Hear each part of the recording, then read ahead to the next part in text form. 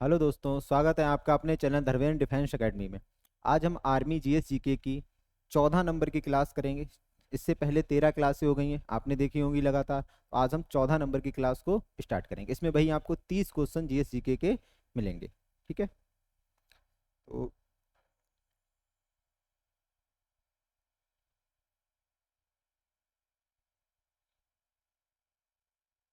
ये रहा पहला क्वेश्चन।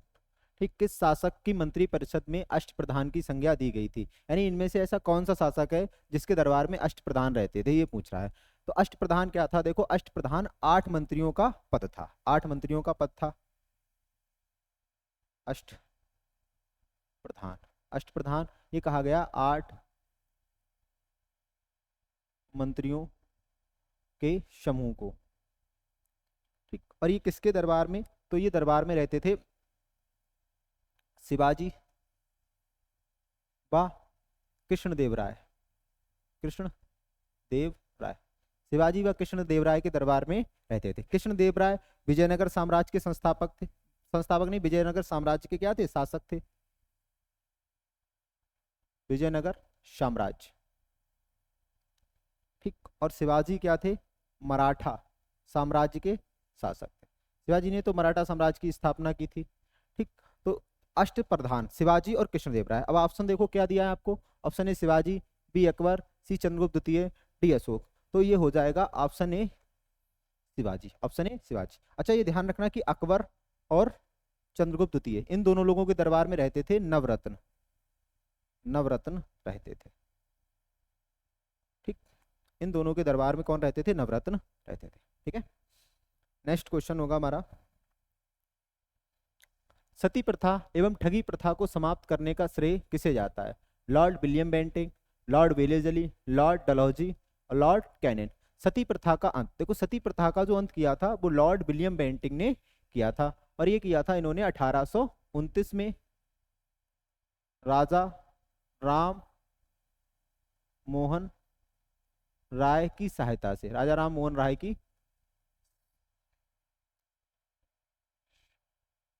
सहायता से। तो कभी कभी अगर भारतीय पूछ ले कि कौन सा भारतीय था जिसने मतलब सती प्रथा के अंत में मदद की थी, तो राजा राममोहन राय थे। ध्यान रखेंगे जो लॉर्ड विलियम बेंटिंग थे, यह भारत के पहले गवर्नर जनरल थे। गवर्नर जनरल थे। ये भारत के पहले गवर्नर जनरल। लॉर्ड वेलेजली सहायक संधि स्टार्ट की थी, देखो, और इनके बारे में भी लिख देते हैं। लॉर्ड वेलेजली ने सहायक संधि प्रारंभ की थी। संधि प्रारंभ की। ठीक, डलहौजी ने हड़प नीति प्रारंभ की थी। ठीक, और लॉर्ड कैनिन यह भारत का पहला वायसराय था। यह भारत का पहला वायसराय था। यह भारत का पहला वायसराय था। ठीक है, नेक्स्ट। मुद्रा राक्षस नामक पुस्तक के लेखक कौन है? मुद्रा राक्षस नामक पुस्तक के लेखक कौन है? Option A Vishakhadatta, option B Kautilya, option C Banabhatta, option D Kallad. Mudrarakshasa पुस्तक के लेखक हैं वो है विशाख दत्त। इनकी पुस्तक का नाम है मुद्रा राक्षस। कौटिल्य की पुस्तक का नाम है अर्थशास्त्र। अर्थशास्त्र। ठीक, और यह ध्यान रखेंगे यह पहली राजनीति पुस्तक है। यह पहली राजनीति पुस्तक है। ठीक, बाणभट्ट की पुस्तक का नाम है बाणभट्ट ये हर्षवर्धन के दरबारी कवि थे। इनकी पुस्तक है कादम्बरी। कादम्बरी। ठीक, और हर्षचरित्रम। हर्षचरित्रम, ये इनकी दो पुस्तकें हैं। कल्हड़ की पुस्तक राजतरंगिणी। राज कल्हड़ की पुस्तक राजतरंगिणी, इसमें कश्मीर का इतिहास है।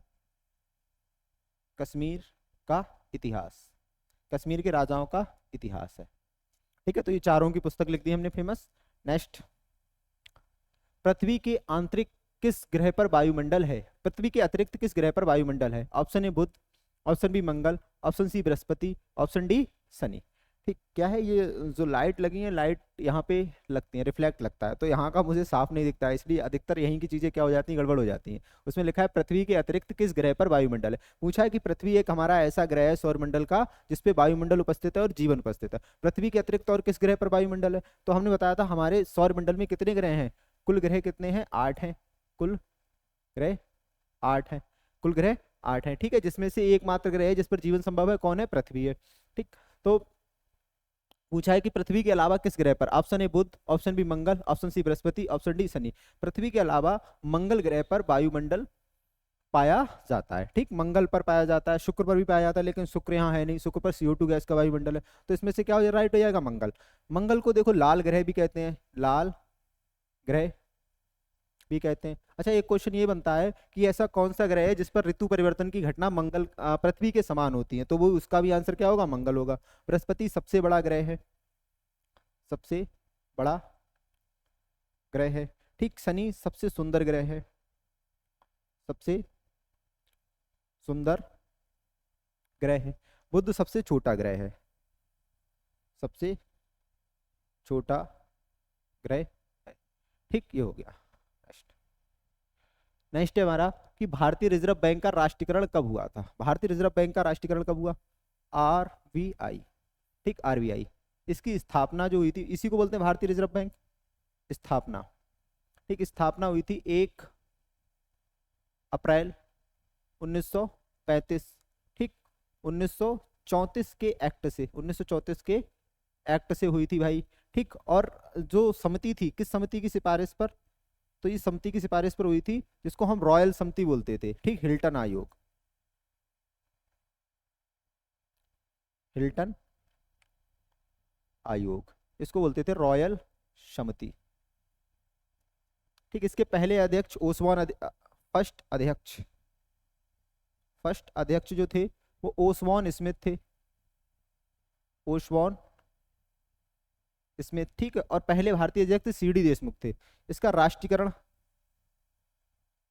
तो भाई इसका राष्ट्रीयकरण हुआ था 1 जनवरी 1949 को, 1 जनवरी 1949 को। देख लो ऑप्शन कहाँ है आपको, ऑप्शन सी 1949, ठीक, ऑप्शन सी 1949। इतना डाटा आप याद रखेंगे RBI के बारे में। भारत सरकार का बैंक होता है, बैंकों का बैंक कहा जाता है, भारतीय साख को नियंत्रित करता है, मुद्रा भंडार को नियंत्रित करता है, विदेशी मुद्रा भंडार को, ये इसके क्या है, कार्य है। भारतीय संघ की शक्ति किसमें निहित होती है, ऑप्शन ए संसद, ऑप्शन बी प्रधानमंत्री, ऑप्शन सी राष्ट्रपति, ऑप्शन डी मंत्रिमंडल। ऑप्शन सी राष्ट्रपति। और ये किस आर्टिकल में है, तो ये है अनुच्छेद 53 में कहा गया है कि समस्त कार्यपालिका की शक्ति राष्ट्रपति में निहित होगी, यानी सारी नियुक्तियां कौन करेगा, केंद्र की सारी नियुक्ति कौन करता है, राष्ट्रपति करता है, ठीक है। आर्टिकल 52 क्या कहता है, भारत का एक राष्ट्रपति होगा, आर्टिकल 52 भारत का एक राष्ट्रपति होगा, भारत का एक राष्ट्रपति होगा। और वर्तमान राष्ट्रपति हमारी कौन है, द्रौपदी मुर्मू, जो उड़ीसा की रहने वाली पहली महिला जनजाति क्या है, राष्ट्रपति हैं, ठीक है। राष्ट्रपति के बारे में पिछली क्लासों में हमने सब कुछ बता रखा है, सारे आर्टिकल बता रखे हैं, ठीक है, तो पिछली क्लास में आप देखेंगे सब कुछ क्लियर हो जाएगा। सोशल नेटवर्किंग साइट फेसबुक के संस्थापक कौन है, सोशल नेटवर्किंग साइट फेसबुक के संस्थापक जूलियन अंसाने, मार्क क्रूज, मार्क जुगरबर्ग, इनमें से कोई नहीं। देखो फेसबुक के संस्थापक मार्क जुगरबर्ग हैं, इन्होंने 4 फरवरी 2004 को लॉन्च किया था, ठीक, फेसबुक ऐप, यानी फेसबुक लॉन्च की थी, ठीक है, ये है। अब इसका अच्छा एक चीज और ध्यान रखना है कि इसकी कंपनी का नाम क्या है। अब इन्होंने अपनी एक कंपनी बना दी, इस कंपनी का नाम है मेटा। मेटा के अधीन आते हैं ये सब, मेटा के अंदर फेसबुक है, इंस्टा है, व्हाट्सएप है, थ्रेड है, ये सारे किसके अंतर्गत आते हैं, मेटा के अंतर्गत आते हैं, ठीक। अगर कभी पूछे कि व्हाट्सएप कब आया था, व्हाट्सएप तो व्हाट्सएप जो आया था वो आया था 2009 में, 2009 में आया था, ठीक है। नेक्स्ट, प्रसिद्ध हल्दी घाटी का युद्ध 1576 ईस्वी में किसके मध्य लड़ा गया था, अकबर और हेमू, अकबर महाराणा प्रताप, अकबर राणा सांगा, बाबर और मेदिनी राय। देखो हल्दी घाटी का युद्ध, ये लिखा है पूरी डेट, हल्दी घाटी का युद्ध 1576, ये लड़ा गया था अकबर और महाराणा प्रताप के मध्य, जिसमें से अकबर की क्या हुई थी, विजित हुए थे अकबर, ठीक, अकबर और हेमू के मध्य ये कौन सा युद्ध हुआ था? ये हुआ था पानीपत का दूसरा युद्ध। दूसरा युद्ध 1556 में, 1556 में हुआ था दूसरा युद्ध ये पानीपत का, जिसमें अकबर जीता था। अकबर का संरक्षण कौन था? बैरम खां। अकबर और राणा सांगा, अकबर और राणा सांगा के मध्य कोई युद्ध नहीं हुआ। यहाँ पर कौन आ जाएंगे? बाबर। बाबर अगर हो जाएंगे तो बाबर और राणा सांगा के मध्य हुआ है खानवा का युद्ध। खानवा का युद्ध जो हुआ है हमारा 1527 में। ठीक, बाबर और मेदिनी राय इनके बीच हुआ है चंदेरी का युद्ध। इस युद्ध को बोलते हैं चंदेरी का युद्ध। ये हुआ है 1528 में। ठीक, जिसमें बाबर जीता था। ठीक है, जितने थे युद्ध सारे युद्ध लिख दिए। ठीक है, तो ये वाला इसका आंसर क्या हो जाएगा? आंसर बी हो जाएगा। नेक्स्ट, निम्न में से कौन सही सुलेमित नहीं है? अच्छा, कौन सही सुलेमित नहीं है ये बताया गया है कि इनके ये व्यक्ति हैं और ये किससे संबंधित है, किन कौन सा ये यंत्र बजाते हैं। तो हरिप्रसाद चौरसिया बांसुरी से सही है। अमजद अली खान सरोद वादक बिल्कुल सही है। निखिल बनर्जी सितार वादक सही है। शिव कुमार शर्मा वायलिन ये गलत है। ये शिव कुमार शर्मा का संबंध है संतूर से। शिव कुमार शर्मा का संबंध है संतूर से। तो इसका ऑप्शन क्या सही हो जाएगा? ऑप्शन डी राइट हो जाएगा। ठीक है, हरिप्रसाद चौरसिया बांसुरी वादक हैं। बिस्मिल्लाह खां सैनाई वादक हैं। ठीक, इतना आप ध्यान रखेंगे। ठीक, और आ जाता है रविशंकर, तो ये सितार वादक हैं। अंधकारंब महाद्वीप किसे कहा जाता है? Option A Africa, option D दक्षिण America, option C Australia, option D Asia. तो भाई अंधकारंद महाद्वीप ये कहा जाता है अफ्रीका को, क्योंकि अफ्रीका कैसा है? तीनों रेखाएं गुजरती हैं, पिछड़ा हुआ महाद्वीप है, गरीबी बहुत ज्यादा है, अर्थव्यवस्था है नहीं अच्छी, तो इसलिए इसको हम अंधा या काला महाद्वीप कहते हैं। अंधा या काला महाद्वीप इसको कहा जाता है। ठीक है, ऑस्ट्रेलिया दक्षिण अमेरिका को कहा जाता है सांपों या पक्षियों का महाद्वीप। पक्षियों का महाद्वीप। ठीक, ऑस्ट्रेलिया को हम, ऑस्ट्रेलिया वैसे महाद्वीप नहीं, ऑस्ट्रेलिया अगर देश की बात करेंगे अकेले तो इसे प्यासी भूमि का देश कहा जाता है। सबसे छोटा महाद्वीप है ये, सबसे छोटा महाद्वीप है भाई। महाद्वीप की संख्या कितनी है? अगर हम बात करें महाद्वीप, तो महाद्वीप की संख्या है 7। सबसे बड़ा एशिया है और सबसे छोटा ऑस्ट्रेलिया है।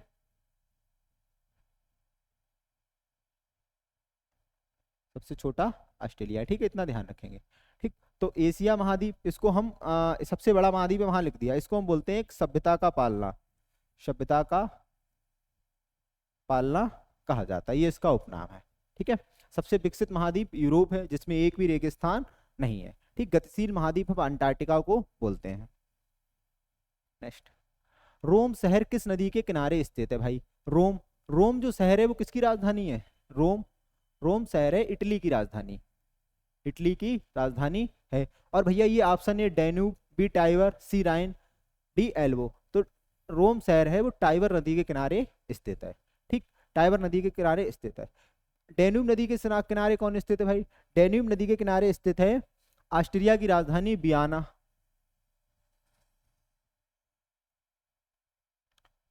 वियना ऑस्ट्रिया की राजधानी है ये। ठीक, सर्बिया की राजधानी बेलग्रेड, बेलग्रेड। ठीक, और बुडापेस्ट की राजधानी हंगरी। ठीक, ये सब किसके किनारे स्थित हैं? ये सब स्थित हैं डैन्यूब नदी के किनारे। ठीक, राइन नदी ये जर्मनी में है, एल्बे नदी ये रूस में है। ठीक, अब आप लिखेंगे देखो लंदन, लंदन थेम्स नदी, पेरिस सीन नदी, न्यूयॉर्क हडसन नदी। ठीक, रोम टाइबर नदी है। ठीक, न्यूयॉर्क हडसन नदी, पेरिस सीन नदी, लंदन थेम्स नदी। ये प्रमुख प्रमुख शहर क्या हैं कुछ लिख लेंगे। ठीक है, नेक्स्ट, भारत में सबसे ऊंचा जलप्रपात कौन सा है? तिम्सा जलप्रपात, होंगेनकल जलप्रपात, कोटल्लम जलप्रपात, जोग जलप्रपात। ठीक, तो देखो भारत का सबसे ऊंचा जलप्रपात है जोग जलप्रपात। अब देखो जोग जलप्रपात का नाम पूरा अगर पूछा जाए तो जोग गरसोप्पा जल प्रपात, जोग गलसोप्पा जलप्रपात। ठीक, इसका जो नया नाम है उसको हम बोलते हैं महात्मा गांधी, महात्मा गांधी जल प्रपात। ठीक है, महात्मा गांधी जलप्रपात। यह भारत का सीधा गिरने वाला, भारत का सीधा गिरने वाला सबसे भारत का सीधा गिरने वाला सबसे ऊंचा जलप्रपात है, जलप्रपात है भाई। और इसकी ऊंचाई कितनी है? इसकी ऊंचाई है 275 मीटर, 275 मीटर ये इसकी ऊंचाई है, 271-75 मीटर। और किस नदी पर स्थित है? तो भाई ये शरावती नदी, शरावती नदी पर कर्नाटक राज्य में स्थित है, कर्नाटक राज्य में स्थित है, शरावती नदी पर कर्नाटक राज्य में स्थित है। ठीक है, तो इसका आंसर हो गया जोग। अच्छा, इसमें अब नोट लगा के एक पॉइंट लिखेंगे यहाँ पर। ठीक है, एक इंपॉर्टेंट तथ्य है कि भारत का, ये हमने यहाँ पर देखो एक लाइन यूज की है सीधा गिरने वाला, तो सीधा गिरता है, ये टकरा कर कहीं नहीं गिरता है। अगर पूछा जाता है भारत का सीधा गिरने वाला सबसे ऊंचा झरना, तो बीच में 2-3 जगह टकरा जाता है, और उसका नाम है कुंचिकुल, जो 435 मीटर ऊंचा है। भारत का सबसे ऊंचा जल प्रपात कुंचिकुल जल प्रपात। ठीक, और कहाँ स्थित है भाई? ये कर्नाटक में, ये भी स्थित है कर्नाटक में। और इसमें नदी कौन सी है? तो इसमें नदी है वराही, वराही नदी कर्नाटक राज्य में ही बहती है। और इसकी ऊंचाई अगर आप लिखना चाहें तो 435 मीटर इसकी क्या है? ऊंचाई है। तो ये हो गया जलप्रपात के बारे में सारी चीजें। ठीक है, जलप्रपात। और आपको 1-2 जलप्रपात लिख देते हैं, चलो इधर लिख देते हैं। ठीक, देखो यहाँ पर लिख देते हैं धुआंधार जलप्रपात। ठीक, तो धुआंधार जलप्रपात नर्मदा नदी पर, और नर्मदा नदी पर कहाँ बनता है? एमपी में। ठीक, एक आप लिखेंगे हुंड्रू जलप्रपात, ये है स्वर्ण रेखा नदी झारखंड में। ठीक, ये जलप्रपात आप धुआंधार, हुंड्रू, जोगरसुप्पा, कुंचिकुल, ये जलप्रपात आप याद रखेंगे। अच्छा, एक आप ध्यान रखेंगे दूध सागर जलप्रपात। ठीक, दूध सागर जलप्रपात ये गोवा में है, ठीक है, तो इतने जलप्रपात आप ध्यान रखेंगे। निम्न भारतीय राज्यों में से किस राज्य की कोई समुद्री सीमा नहीं, यानी पूछा गया कि कौन सा राज्य समुद्र के साथ सीमा नहीं बनाता है। Option A Gujarat, option B Goa, Rajasthan, Maharashtra. देखो समुद्र के साथ सीमा बनाने वाले राज्य, समुद्र के साथ सीमा वाले राज्य, भाई ये राज्य है 9। ये राज्य कितने हैं? 9। उस दिन भी लिखे थे मैंने आपको, चलो फिर लिख देते हैं, बार बार लिखो जिससे याद हो जाए। गुजरात, महाराष्ट्र, गोवा, कर्नाटक, केरल। ये 5 हो गए जो पश्चिम की तरफ अरब सागर से सीमा बनाते हैं। ठीक, फिर 4 इधर हैं, 4 लिख लिया। 6 तमिलनाडु, आंध्र प्रदेश। ठीक, तमिलनाडु, आंध्र प्रदेश, उड़ीसा, पश्चिम बंगाल।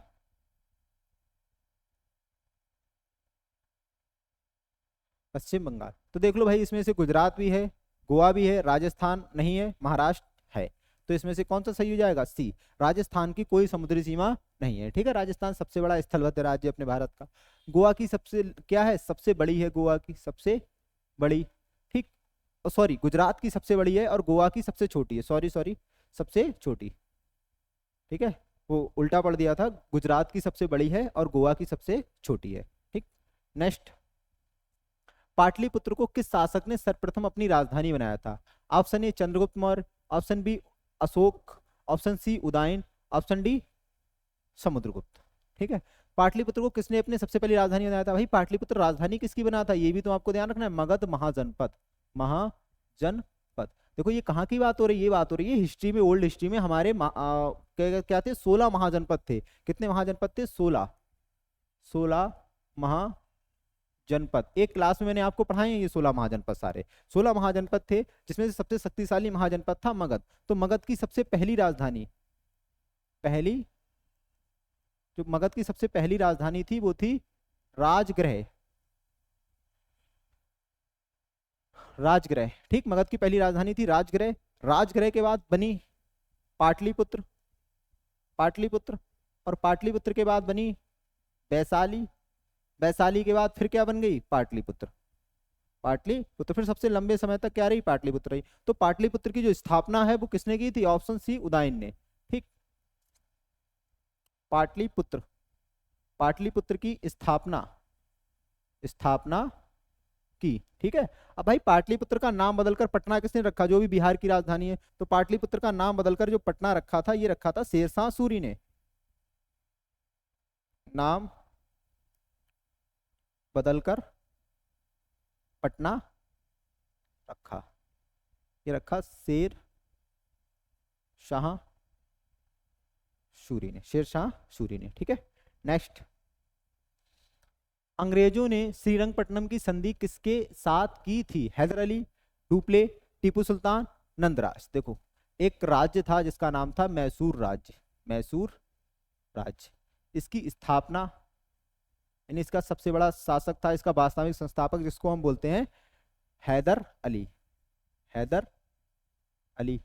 ठीक। अब हैदर अली और अंग्रेजों के बीच में युद्ध छिड़ गए। तो 4 युद्ध हुए हैं, 4 युद्ध हुए हैं, जिसको बोलते हैं हम प्रथम आंगल, देखो मैं चलो लिख ही दे रहा हूं, प्रथम आंगल मैसूर युद्ध। ठीक है। प्रथम, द्वितीय, तृतीय, चतुर्थ।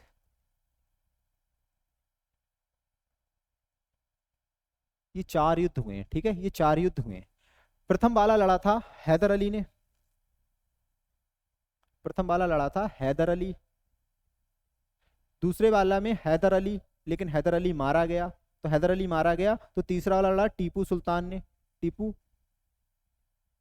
सुल्तान ने। और चौथे वाले में टीपू सुल्तान मारे गए और भाई मैसूर राज्य पर अंग्रेजों का अधिकार हो गया। तो ये जो श्रीरंगपट्टनम की संधि हुई थी, ये दूसरे युद्ध में हुई थी, जो किसने की थी? टीपू सुल्तान के द्वारा की गई थी। दूसरे युद्ध में श्रीरंगपट्टनम की संधि 1792 ईस्वी में, 1792 ईस्वी में की गई थी, 1792 ईस्वी में की गई थी।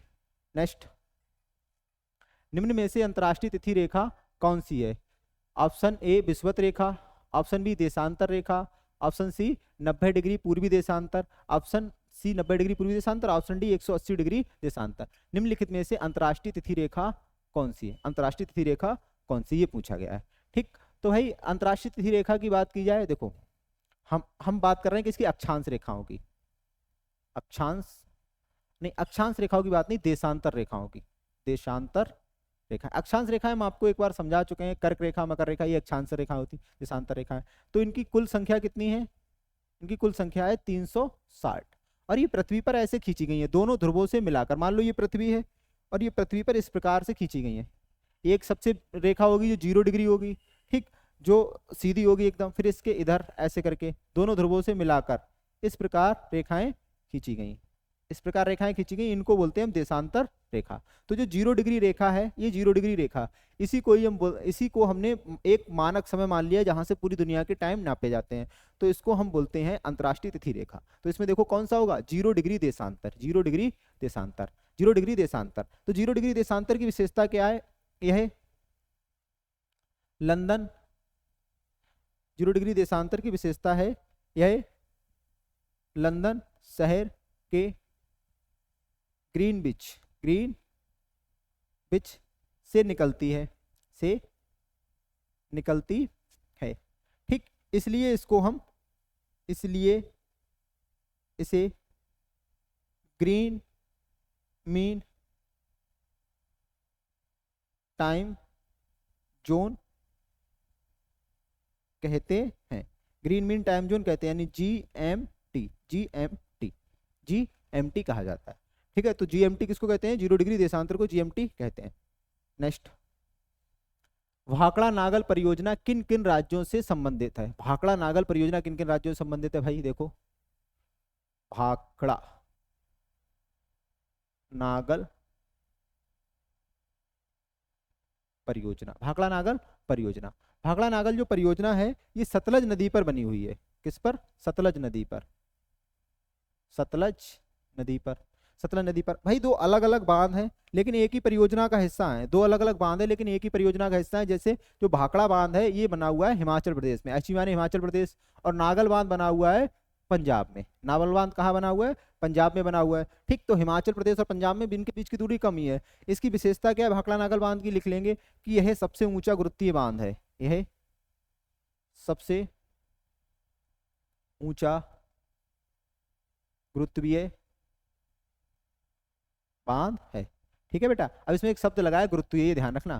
केवल अगर आपसे पूछेगा कि सबसे ऊंचा बांध कौन सा है, यहां लिख देता हूं, देखो मैं, सबसे सबसे ऊंचा बांध, सबसे ऊंचा बांध, तो सबसे ऊंचा बांध है टहरी बांध, टहरी बांध। और ये भागीरथी नदी पर, भागीरथी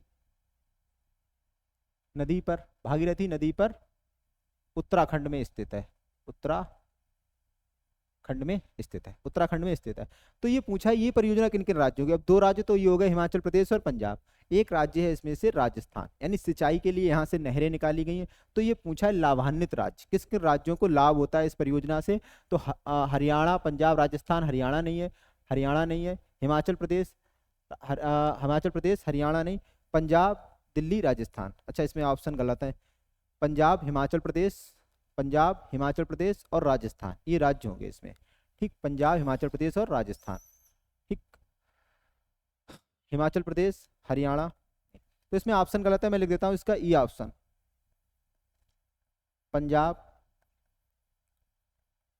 हिमाचल प्रदेश और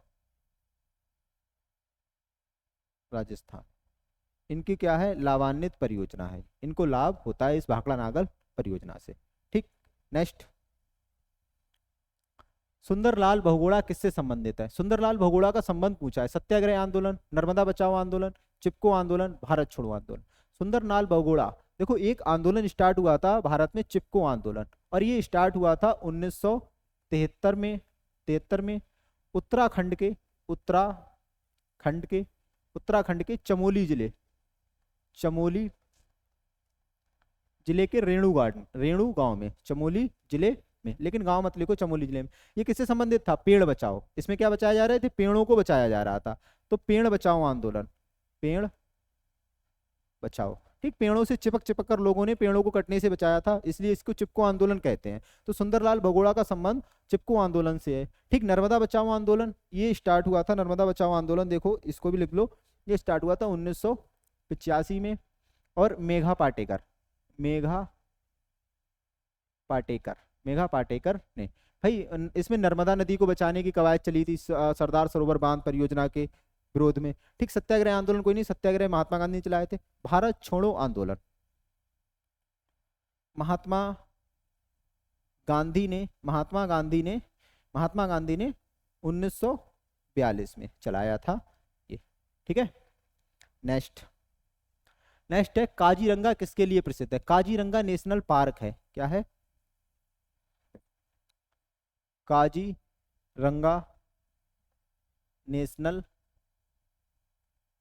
पार्क, काजीरंगा नेशनल पार्क ये स्थित है असम में, भाई। ठीक है, और ये किसके लिए प्रसिद्ध है? प्रोजेक्ट टाइगर, द्विसिंगरी गेंडा, एक सिंगरी गेंडा, एक सिंग वाले गेंडा के लिए क्या है? ये प्रसिद्ध है, एक सिंग वाले गेंडे के लिए ये प्रसिद्ध है। ठीक, एक सिंग वाला गेंडा, ठीक है, तो वो लिखा है एक सिंगरी गेंडा। ठीक, इसके लिए प्रसिद्ध है काजीरंगा नेशनल पार्क। अच्छा, अब कुछ आप इसमें थोड़े से पॉइंट आप नोट कर लेंगे, ठीक है, हमारी तरफ से, कि ये क्या लिखेंगे? सबसे पुराना नेशनल पार्क, सबसे पुराना नेशनल पार्क, एनपी लिख दे रहे हैं केवल। ठीक है, तो ये है हमारा सबसे पुराना नेशनल पार्क, इसका नाम है Jim Corbett national park, Jim Corbett national park. और भाई ये उत्तराखंड में स्थित है, उत्तराखंड में स्थित है। ठीक है, और उत्तराखंड में स्थित है जिम कॉर्बेट नेशनल पार्क। इसका नया नाम क्या हो गया है? इसका पुराना नाम था हेली नेशनल पार्क, 1935 में बना था। इसका नया नाम है, इसका नया नाम है Ramganga national park, Ramganga national park, Ramganga यहाँ से नदी होकर बहती है भाई। दूसरा क्वेश्चन कि सबसे बड़ा नेशनल पार्क, तो सबसे बड़ा नेशनल पार्क है हेमिस नेशनल पार्क, और ये है लद्दाख में। सबसे छोटा नेशनल पार्क, तो सबसे छोटा नेशनल पार्क है साउथ बटन, और ये स्थित है अंडमान एस निकोबार में, ठीक है। ये नेक्स्ट, दक्षिण भारत की गंगा के नाम से किसे जाना जाता है? बढ़िया क्वेश्चन है ये। Option A Narmada, option B Kaveri, option C Godavari, option D Kosi. सारे क्वेश्चन बहुत बढ़िया होते हैं, बट ये हाँ बढ़िया, बहुत करने लायक क्वेश्चन है। बताइए दक्षिण भारत की गंगा किसे कहा जाता है? ऑप्शन कमेंट करो सब लोग, मैं देख रहा हूँ कमेंट आपके, कमेंट कीजिए इसका आंसर क्या होगा, फिर मैं बताता हूँ दक्षिण भारत की गंगा किसे कहते हैं। चलो मैं बताऊं, देखो दक्षिण भारत की गंगा कहा जाता है कावेरी नदी को, और कावेरी नदी कर्नाटक व तमिलनाडु में बहती है, ठीक। चलो मैं यहाँ पर कावेरी नदी के बारे में चीजें लिख देता हूँ। कावेरी नदी, ठीक है। इसका उद्गम होता है ब्रह्मगिरी पहाड़ी, या आपको कहीं कहीं कावेरी ताल मिलेगा, और ये सब कहाँ स्थित है? कर्नाटक, ठीक भाई। और इसका मुहाना माने होता है जहां पर नदी समुद्र में मिलती है, खत्म होती है, तो ये मुहाना बनाती है बंगाल की खाड़ी, और बंगाल की खाड़ी पड़ती है तमिलनाडु में, ठीक। मैंने आपको ये तो बता ही दिया कि ये कर्नाटक और तमिलनाडु दो राज्यों में बहती है। कावेरी जल विवाद कर्नाटक तमिलनाडु में। इतना आपने उद्गम मुहाना लिख लिया। इसका एक पॉइंट लिखेंगे कि इस पर शिव समुद्रम जलप्रपात स्थित है, शिव समुद्रम जलप्रपात या झरना शिव समुद्रम जलप्रपात स्थित है। दूसरा ध्यान रखेंगे कि यह नदी दोनों मानसूनों से वर्षा प्राप्त करती है, दोनों मानसूनों से वर्षा प्राप्त करती है, इसलिए ये नदी कैसी नदी है? सदा नीरा नदी है, ठीक है। क्या होता है दक्षिण भारत में भाई, ग्लेशियर नहीं है, तो बरसात में नदी में पानी बहुत होता है, लेकिन गर्मियों के दिनों में पानी सूख जाता है। लेकिन कावेरी नदी में दोनों मानसूनों से वर्षा प्राप्त होती है, तो ये सदा नीरा माने इसमें वर्ष भर पानी की मात्रा रहती है, इसीलिए इसकी तुलना गंगा से कर दी है, इसलिए इसको बोलते हैं दक्षिण भारत की गंगा। पहचान ऐसे करेंगे, एक ट्रिक है कि इसमें की लगा है तो का से कावेरी, क्योंकि भाई गोदावरी बहुत पुरानी नदी है, इसलिए हम इसको बोलते हैं दक्षिणी गंगा या वृद्ध गंगा कहते हैं भाई। गोदावरी को ध्यान रखेंगे दक्षिणी गंगा, और कावेरी को दक्षिण भारत की गंगा। नर्मदा नदी आपको पता है, कल पढ़ाई है, पूरी पढ़ाई की, उल्टी बहने वाली सबसे लंबी नदी है, उल्टी बहने वाली सबसे लंबी नदी है, ठीक, उल्टी बहने वाली सबसे नदी। और कोसी, इसको बिहार का शोक बोलते हैं, बिहार का शोक, ठीक भाई। सबके उपनाम लिख दिए हमने, ठीक है। नेक्स्ट क्वेश्चन हमारा, वर्ष 1905 में बंगाल विभाजन के समय भारत का वायसराय कौन था? भाई बहुत अच्छा, इसको भी देखते हैं। बंगाल विभाजन, देखो अंग्रेजों ने हिंदू मुस्लिम के आधार पर बंगाल का विभाजन कर दिया था, एक को पूर्वी बंगाल, एक को पश्चिमी बंगाल बनाया, और ये बंगाल विभाजन हुआ था 1905 में। और ये वायसराय था इस समय करजन, वायसराय था करजन। और बंगाल विभाजन के विरोध में एक आंदोलन स्टार्ट हुआ था इस समय, तो उस आंदोलन का नाम था स्वदेशी या बहिष्कार आंदोलन, स्वदेशी या बहिष्कार आंदोलन। ये स्टार्ट हुआ था 7 अगस्त 1905 को कलकत्ता के टाउन हॉल से। और बंगाल विभाजन रद्द कब किया गया था? बंगाल विभाजन रद्द, ठीक, बंगाल विभाजन रद्द किया गया था, ठीक। ये किया गया था 1911 में, तीसरा दिल्ली दरबार, तीसरा दिल्ली दरबार, तीसरा दिल्ली दरबार। तो भाई इसमें देखो वर्ष 1905 में बंगाल विभाजन के समय भारत का वायसराय कौन था? हॉर्डिंग नहीं था। कौन? Lord Curzon, Lord Curzon. ठीक है, ये ऑप्शन इसका बी हो गया। नेक्स्ट, अरावली पर्वत श्रृंखला कहाँ है भाई? अरावली पर्वत श्रृंखला, लो अरावली, अरावली पर्वत, ठीक, अरावली पर्वत। ऑप्शन इसमें देखो राजस्थान, उड़ीसा, गुजरात, मध्य प्रदेश। वैसे तो अरावली का जो विस्तार है वो गुजरात, गुजरात से लेकर दिल्ली तक है, दिल्ली तक है। ठीक, देखो मैं शॉर्ट में लिख देता हूँ, जीजे मतलब गुजरात, फिर राजस्थान, और एचआर मतलब हरियाणा, और डीएल मतलब दिल्ली। तो 4 राज्यों में इसका क्या है? विस्तार है। लेकिन इसका सर्वाधिक विस्तार कहाँ है? राजस्थान में। 80% ये कहाँ है? राजस्थान में स्थित है। दिल्ली में इसको हम रायसीना हिल्स बोलते हैं। लो, दिल्ली में रायसीना हिल्स बोलते हैं, बोलते हैं। सबसे ऊंची चोटी, सबसे ऊंची चोटी, तो सबसे ऊंची चोटी है गुरु शिखर, गुरु शिखर, जो राजस्थान में स्थित है। 1722 मीटर है भाई, 1722 मीटर। दूसरी सबसे ऊंची चोटी है धूपगढ़, सॉरी धूपगढ़ नहीं, जिसको हम बोलते हैं mount Abu, mount Abu, mount Abu. तो माउंट आबू पर दिलवाड़ा का जैन मंदिर है, दिलवाड़ा का जैन मंदिर भीम द्वितीय ने बनवाया था, दिलवाड़ा का जैन मंदिर, ठीक, भीम द्वितीय ने बनवाया था। ठीक है, और अरावली की सबसे महत्वपूर्ण विशेषता तो यही है कि यह सबसे पुरानी बलित पर्वत है, दुनिया का सबसे पुराना बलित पर्वत है। ठीक, जो एक क्या है, अब अवशिष्ट श्रृंखला का उदाहरण है इनके, यानी अब अवशेष रह गए हैं, अवशिष्ट श्रृंखला का उदाहरण है, अवशिष्ट श्रृंखला का क्या है? उदाहरण है भाई। ठीक है भाई, और अरावली पर्वत पर सांबर झील स्थित है, लूनी नदी निकलती है, ठीक, मकराना की खान है, यहाँ पर खेतड़ी की खान है जिससे तांबा निकलता है, जावर की खान है जिससे चांदी निकलती है। अब इतना सब कुछ लिखना असंभव है, क्लास बहुत लंबी हो जाती है। तो ये कहाँ स्थित है? ऑप्शन है राजस्थान, क्योंकि इसका सर्वाधिक विस्तार राजस्थान में, तो हम राजस्थान ही लगाएंगे इसमें। नेक्स्ट क्वेश्चन होगा हमारा, निम्न में से किसने गदर पार्टी की स्थापना की थी? वीडी सावरकर, भगत सिंह, लाला हरदयाल सिंह, चंद्रशेखर आजाद।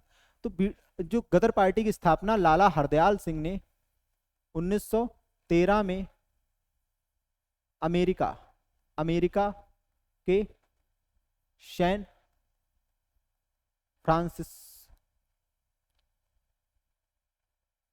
फ्रांसिस्को में की थी। ठीक है, की थी। अच्छा, कभी कभी पूछ लेता है जो गदर पार्टी है ये किसके दिमाग की उपज थी? तो एक सरदार थे, सरदार सोहन सिंह भागना, ठीक, सोहन सिंह भागना। ठीक है, ये हो गया। भगत सिंह ने HRA की स्थापना, HRA, Hindustan socialist Republic association, HSRA की स्थापना की थी भाई, स्थापना की थी। ठीक, ये हो गया। नेक्स्ट क्वेश्चन होगा हमारा, महात्मा गांधी ने सन 1930 में सविनय अवज्ञा आंदोलन कहां से आरंभ किया था? भाई लो, इसके बारे में लिखो। देखो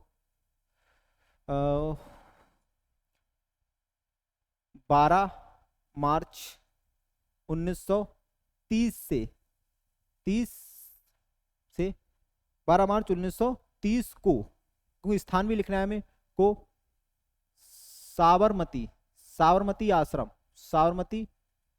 आश्रम से दांडी के लिए यात्रा की थी। और दांडी ये कब पहुंचे थे? दांडी पहुंचे थे 6 अप्रैल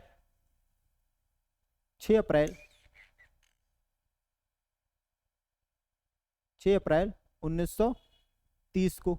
ठीक, अब 12 मार्च से 6 अप्रैल तक ये यात्रा कितने दिन चली थी? तो 24 दिन यात्रा थी, 24 दिन की यात्रा थी भाई। और 240 मील चले थे भाई, ये पैदल 240 मील चले थे। 78 लोग, 78 78 एसटी लोग, अनुसूचित जाति एसटी लोगों के साथ थे। और दांडी पहुंचकर इन्होंने क्या तोड़ा था? नमक कानून, आसवन विधि के द्वारा नमक कानून तोड़ा था। यहां लिख देता हूं, दांडी पहुंचकर नमक कानून तोड़ा, नमक कानून तोड़ा व सविनय अवज्ञा आंदोलन स्टार्ट किया, सविनय अवज्ञा आंदोलन प्रारंभ किया। देखो, अब आप 2 मिनट मुझे सुन लेंगे, सब समझ में आ जाएगा। क्या हुआ था? अंग्रेजों ने ऐसा कानून बना दिया था कि भारतीय नमक नहीं बना सकते। अच्छा, समुद्र के किनारे जो किसान रह रहे थे उनका क्या था? ये पेशा था नमक बनाना, तो लोगों ने इसका विरोध कर दिया। महात्मा गांधी जी ने उनका साथ दिया। महात्मा गांधी साबरमती आश्रम से निकले अपने, कब निकले? 12 मार्च 1930 को। 24 दिन यात्रा की, 240 मील की दूरी तय की और 6 अप्रैल 1930 को कहाँ पहुंच गए? ये दांडी पहुंचे थे। और दांडी पहुंचकर इन्होंने आसवन विधि के द्वारा नमक बनाया था और कहा था कि लो, हमने अंग्रेजों की आज्ञा जो थी, अंग्रेजों की आज्ञा, उसका क्या किया? पालन नहीं किया, यानी अवज्ञा कर दी है। तो उसी का नाम पड़ेगा सविनय अवज्ञा आंदोलन, कि हम अंग्रेजों की आज्ञा का पालन नहीं करेंगे, ठीक, इनकी अवज्ञा करेंगे। तो यहीं से दांडी से ही सविनय अवज्ञा आंदोलन स्टार्ट किया था और यहीं पर क्या तोड़ा था? नमक कानून तोड़ा था। 78 लोग इनके साथ थे, जिसमें से एक फेमस व्यक्ति थी सरोजनी नायडू, ठीक। तो इसमें क्या क्वेश्चन पूछा है कि 1930 में सविनय अवज्ञा आंदोलन कहां से प्रारंभ हुआ था? ऑप्शन डी, दांडी से प्रारंभ किया था। नेक्स्ट नेक्स्ट होगा, सिंधु घाटी सभ्यता का बंदरगाह वाला नगर कौन था? Option A Lothal, option B Kalibangan, option C Ropar, option D Mohenjodaro. तो सिंधु सभ्यता का जो शहर था लोथल, ये क्या था? एकमात्र बंदरगाह, एकमात्र बंदरगाह था, ठीक, जो जो गुजरात में स्थित है, गुजरात में स्थित है, ठीक भाई, स्थित है। अब सिंधु सभ्यता के बारे में हमने कल पूरी क्लास में पढ़ाया, तो आप कल वाली क्लास जाकर देखेंगे, ठीक है, सारा कुछ बताया उसमें। कर्क रेखा निम्नलिखित में से भारत के किस राज्य से नहीं होकर गुजरती है? देखो, कर्क रेखा, कर्क रेखा भारत के 8 राज्यों से होकर गुजरती है।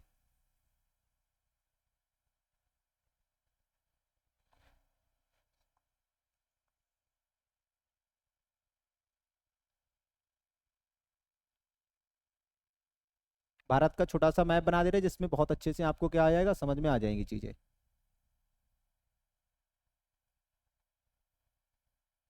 ठीक है। अब देखो, कर्क रेखा कहाँ से निकलती है? कर्क रेखा जा रही है ये जाती है, ठीक है, कर्क रेखा ये जाती है। तो कर्क रेखा भारत के 8 राज्यों से होकर गुजरती है, बीचों बीच से जाती है कर्क रेखा, भारत के 8 राज्यों से होकर गुजरती है, 8 राज्यों से होकर गुजरती है। 8 राज्य देखो, पहले लिख दे रहा हूं मैं। नंबर 1 गुजरात, नंबर 2 राजस्थान सबसे कम, ठीक, नंबर 3 मध्य प्रदेश सबसे ज्यादा, ठीक, नंबर 4 छत्तीसगढ़, ठीक, नंबर 5 झारखंड, नंबर 6 पश्चिम बंगाल,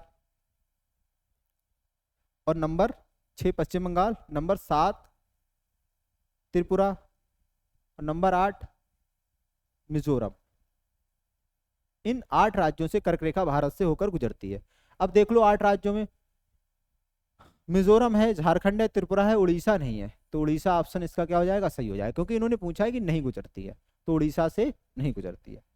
नेक्स्ट क्वेश्चन होगा हमारा कि सेबी का पूरा नाम क्या है? सेबी की फुल फॉर्म पूछिए, savings and exchange bank of India, गलत है। Security and exchange bank of India, सही है, ठीक। Survey of international business India नहीं होता है, सिक्योरिटी ऑफ एक्सचेंज नहीं होती है, तो इसका क्या हो जाएगा? Security and exchange bank of India, इसको हिंदी में बोलते हैं